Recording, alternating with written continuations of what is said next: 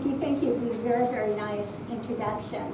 Now, I need to warn all of you that tonight's speech may not be exactly what you were expecting. It's going to start with a Latin lesson, and it's going to end with a homework assignment. And this would be a very good chance to grab another drink, find a chair, sneak out, but I'm serious. So one of the principles that many of us were taught in first-year contracts is the following. Cessante ratione legis, cessat ipsa lex. Now, don't worry, I'm not going to call on anyone and ask you if you remember that. This translates as, if the reason for a rule of law ceases, the law itself should cease. Now, this is important. Remember I said there was going to be homework.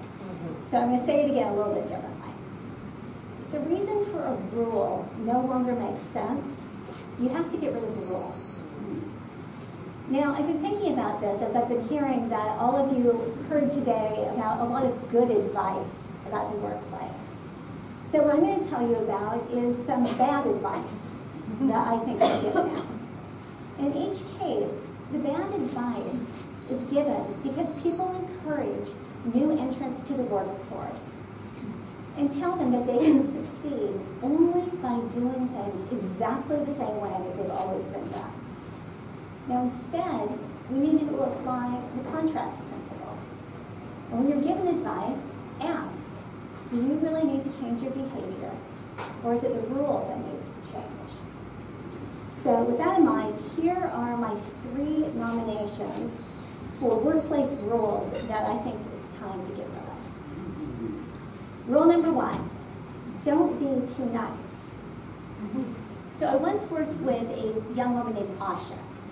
And Asha was bright and hardworking, as well as soft-spoken and unfailingly polite.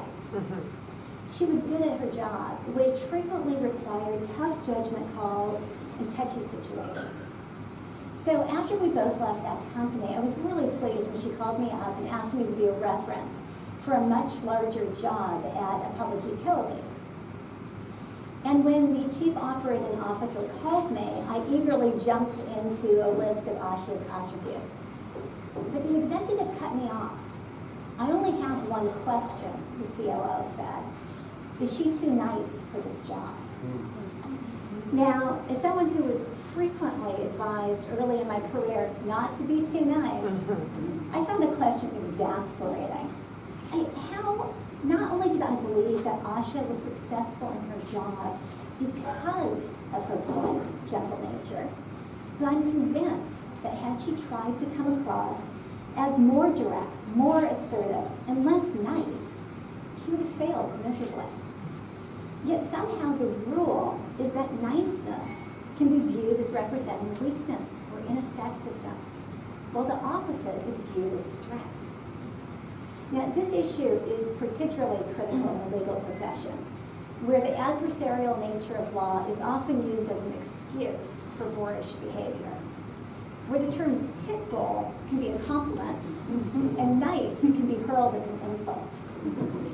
But is this really the best way to run a legal profession? We need to ask whether this long-standing rule is truly helping the business of law. I'm hard-pressed to think of a single time in my career where a negotiation, case, or other legal interaction has actually benefited from rudeness. So, what if we made niceness the rule rather than the career-limiting liability? As we should all know, niceness or politeness is a strength to be cultivated, not a rule, or not a weakness or a performance flaw. So let's strike the rule not to be too nice from the rule book. Okay, rule number 2, don't apologize. So it's recently become commonplace to chide employees, especially women, about starting sentences with the word sorry. Sorry to interrupt, sorry I have a question. I knew this was truly an obsession when even Pantene, the shampoo company, put out a commercial called Sorry Not Sorry, showing a series of women saying, sorry to interrupt, sorry, excuse me. And then even the comedian Amy Schumer had painfully parodied women's tendency to over-apologize on her show. And it's now become commonplace to hear people coaching all employees not to apologize.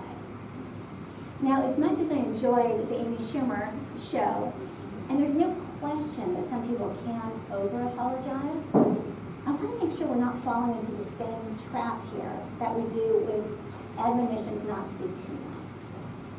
So applying our contracts principle, we have to ask, what's the underlying reason for the rule not to apologize? If it's that it makes you look weak, then we're focusing on the wrong end of this rule. After more than 2 decades in law and business, I've got to tell you, the biggest problem facing companies isn't employees who might apologize too much. It's other employees who fail to apologize and take responsibility for their actions. So let's change this rule. Rather than spending our time and energy counseling employees not to apologize or worrying about whether we start a sentence with sorry, let's focus instead on encouraging all of our employees and ourselves to show strength by truly apologizing and taking responsibility. Rule number 3, you must be Robert.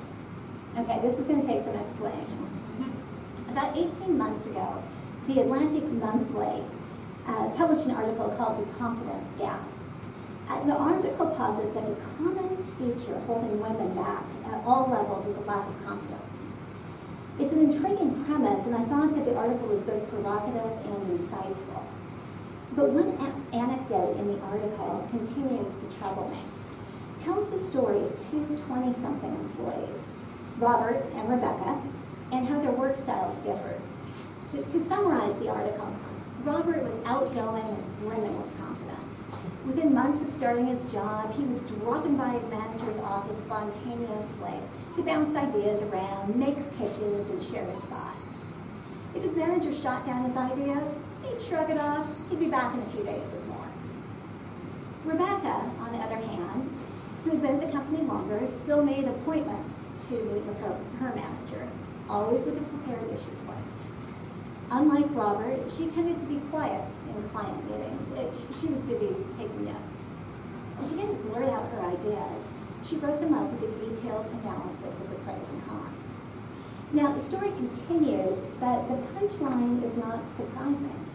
The manager ultimately expected Robert to succeed. Rebecca, on the other hand, she'd be respected, but without the higher salary, additional responsibilities, or better title. The not-so-subtle takeaway from the article is that Robert's behavior leads to success. Rebecca's does not. The rule, then, is that to succeed, Rebecca needs to be Robert. Now, there are a lot of problems here. First, I don't believe that encouraging employees to conform to a single way of behaving is the best option for women, or for men, or for their employers. We need a diversity of people, personalities, and talents. Imagine a workforce filled only with Roberts, or a workplace filled only with Rebeccas. Nothing would get done. And I can't imagine a worse place to be.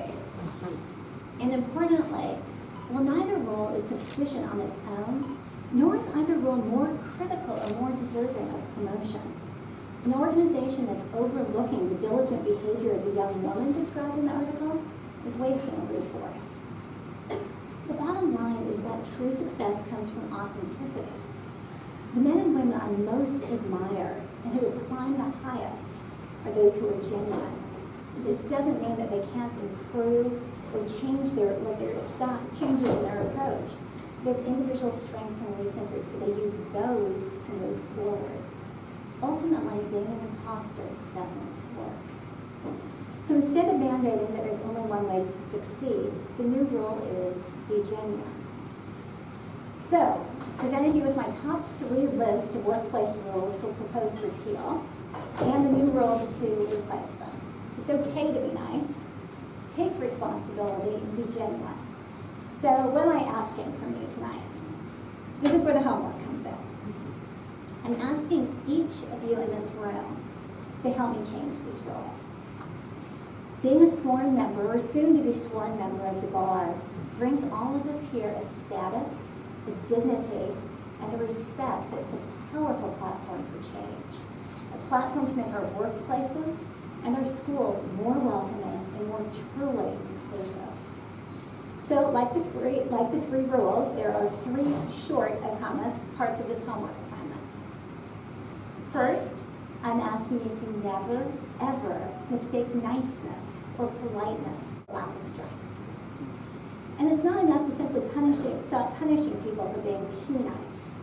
Use your power to support courtesy and insist on civility with your employees and colleagues. Most importantly, don't change your own personal standards and values to adjust to a workplace if you don't believe that they respect kindness. Homework assignment number 2. Second homework assignment is to use your personal power to encourage a variety of approaches and personalities in your offices and schools, both Robert's and Rebecca's, in whichever gender they come in. When you're told or coached to conform to a certain style, ask yourself whether that rule or style serves any purpose, other than that's just how things have always been done. If there isn't a good reason for the advice, don't take it. And finally, your last assignment tonight, regardless of where you are in your career, from first-year law student to the senior-most partner, focus on discovering your own strengths and the powers that come with them, rather than assuming that you must follow what has worked for others. In retrospect, I think one of the greatest advantages I've had in my career is that I began it in earnest while living overseas. In a city where I wasn't part of the culture, I barely spoke the language. And after spending a year working with a member of the Hong Kong legislature, I compounded this by joining a New York law firm in Hong Kong, where I was generally the only female. And at many times, very pregnant. So in other words, I stuck out in every way. And despite great colleagues, I wouldn't be truthful if I said this was always easy or comfortable, especially as a very new lawyer looking for clues on how to behave and how to model my own actions. However, once I accepted that I was never going to blend in, and there was no chance I was going to be mistaken for one of the guys, I also gained a freedom. And it was the freedom to know that I was going to have to succeed or fail on my own strengths, and not those that necessarily were working for my colleagues around me.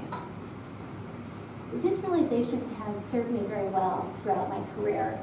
And I remember years later, back in the States, I was preparing for a tricky negotiation, and a very senior colleague came to me, said to go back into that room, lay down the law, preferably using a few choice words, which he suggested, and whatever happened, not to be too nice. In fact, I still remember the exact phrase was, "Nice isn't going to cut it this time, Amy."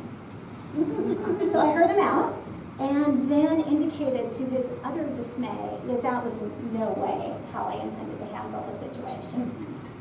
Then I asked him, when was the last time he had sent me into a meeting or a negotiation and I hadn't gotten him exactly what he wanted? That stumped him. The point was, I could succeed when I was doing it my own way, when I wasn't pretending to follow what worked for him. If I had marched back into that room, laid down the law, and cursed, the only thing I can guarantee is that everyone would have burst out laughing. I would have looked and felt ridiculous. That by depending on my own skills, I had the confidence to know I could navigate the situation. So tonight, I am asking you to summon the freedom, especially as you're establishing your career, to be yourself. So as I wrap up my comments, I have to tell you about a book I recently came across while I was packing up to move. I had eagerly purchased this shortly after graduating from law school, and for some reason I can't explain it, managed to save it all these years. It is titled, and I can't make this up, "Play Like a Man, Win Like a Woman, What Men Know About Success That Women Need to Learn." Some of the chapter titles included "Don't Expect to Make Friends," which I think means don't be too nice. "Tooting Your Own Horn," which I'm sure does not include apologizing. And perhaps the most cringe-inducing, be an imposter. Now, the advice in this book may have stood up 20 years ago, and heaven knows I lapped it up. But today, we can no longer accept that success is only attainable by following outdated workplace rules whose meaning may have ceased. We need to celebrate both diversity and true inclusion, which means that none of us should be encouraging others or accepting the advice for women to play like a man, or telling any person, male or female, entering the workforce that there's only one route to the top. I've been struck tonight by the incredible power and promise in this room. Now, as you leave this evening, remember your Latin contracts lesson. Cassante ratione legas, cassat ipso lex. I'm counting on each of you to write the new rule book together. Thank you.